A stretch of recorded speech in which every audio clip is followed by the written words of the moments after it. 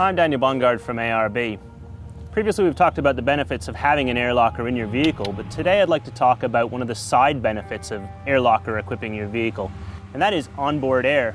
There are many different air sources you could choose from on the market, so picking the right air compressor for your vehicle is really important. Typically you want something that's going to cope with the harsh environment that you want to take the vehicle through itself.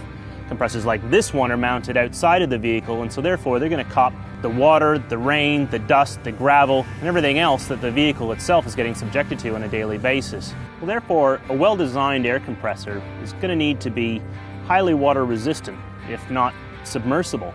It's also got to be shock resistant, because it's going to be taking a lot of road shock as the vehicle travels over corrugations.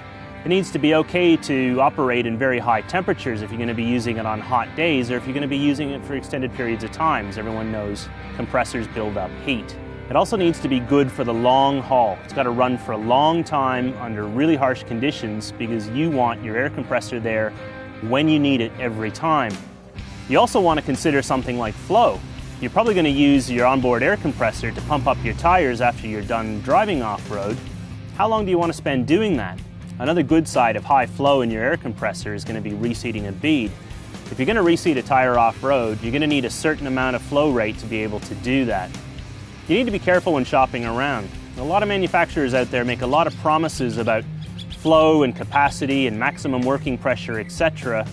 It tends to be just writing on the box. Make sure you know what you're getting. You also want to make sure you purchase your air compressor from a reputable manufacturer, one that's going to be able to supply you replacement parts should anything go wrong. The best way to do that, obviously, is make sure you buy a compressor that was made in Australia. Another thing to keep in mind when you're shopping for flow is the size. Today's cars don't come with a lot of space under the bonnet. The more flow your compressor puts out, typically the bigger it gets. You want one that's got a lot of flow in the smallest size unit possible to make it easy to mount. You also want a very flexible mounting system, so that the compressor will bolt in on different angles and small spaces and generally configure around the way you need it to get it into a tight spot under the bonnet. Air intake is another important thing.